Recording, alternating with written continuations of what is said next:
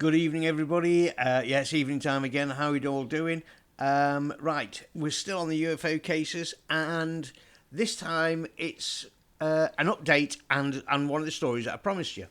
Now, the update is that since I think it's like 3 or 4 days ago, that in the US that they've actually said that they've got a UFO. They've captured a UFO. At the moment, there's no pictures of it or anything like that. But apparently, the guy that the information is coming from is unscrutable. It really is a good connection that nobody's going to doubt this guy's word or authenticity. So from that side, it looks like, yes, I think we are heading towards some sort of reveal. Now, that links into what's just happened in the last 48 hours in Las Vegas. Again, in the USA, apparently a UFO landed in somebody's garden, and somebody went out and saw one 8-foot and one 10-foot aliens in their back garden doing something.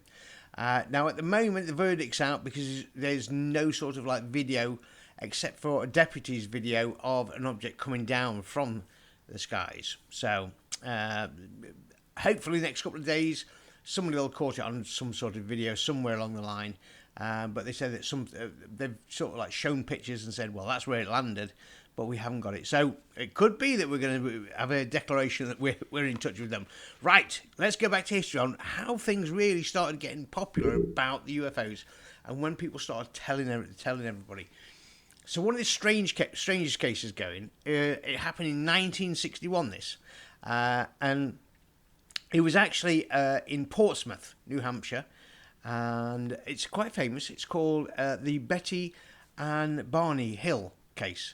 Now, I'm going to put my glasses down because I've had to write it and some of it down to get the information.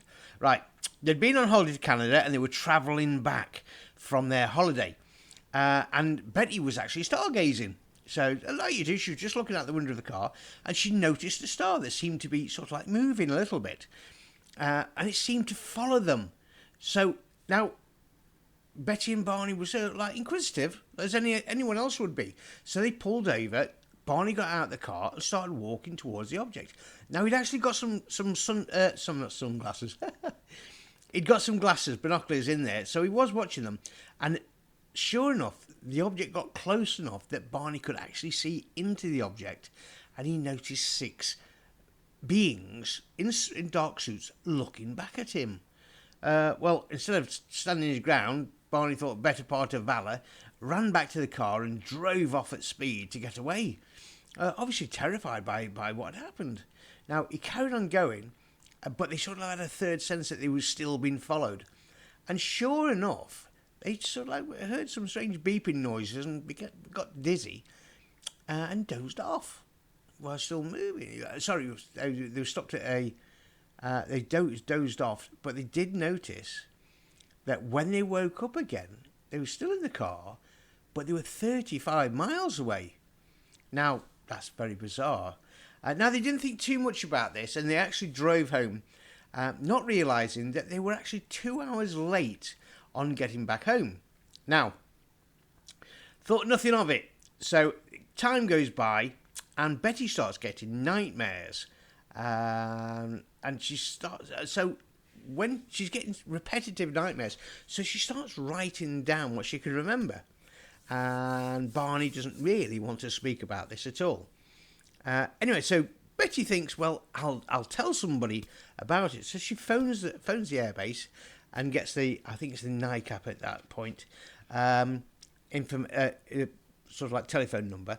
And they show a little bit of interest, and so send people out to interview the couple, get statements and things like this. Thought nothing majorly of it. Now, this goes on. For 2 years later, in 1963, I've got to turn over. In 1963, Betty's still getting nightmares. So, now, Barney's a bit not himself either. He's sort of like erratic a little bit. So, they decide that they're going to actually find some help to solve this. So in the end, 2 years after the event, they go to under hypnosis. Now, under hypnosis, everything starts coming together. Now, apparently they stopped on the original we'll call it, intervention. They're stopped at a barrier, a roadblock, and escorted onto the spaceship by the aliens. Now, the aliens proceed to use, we'll call them medical procedures on them. And they leave marks on Barney where they put one of the medical devices on him. Betty is tested. She thinks it was probably see if she was pregnant. And they look at like Barney's false teeth and things like this. But apparently they don't speak. They're using what we would call telepathy. So they sort of like Barney and Betty can actually use a little bit from what I can gather. And they explain what they're for. False teeth and things like this. So this procedure went on. And then they were placed back in the car. And then the aliens, off they went on their way. So that actually solved all of that. Now, that's the most interesting case you're going to get to. That's what one of the original cases got me interested in UFOs. But there's something that is really, really outstanding about this. Is they went to look for NICAP for help. Now, NICAP is the National Investigations Committee on Aerial Phenomenon. Right. Now, just lately, as you are probably aware, the governments and powers that be have changed unidentified flying objects to unknown aerial phenomenon, UAPs. Now, does that mean that the UAPs are still controlled or studied by NICAP? Because they are still the Committee on Aerial Phenomenon. So, strange after all these years that's come round. So, is there some collusion there? I don't know. Only you can find out. Okay, have a lovely evening. Ta-ta.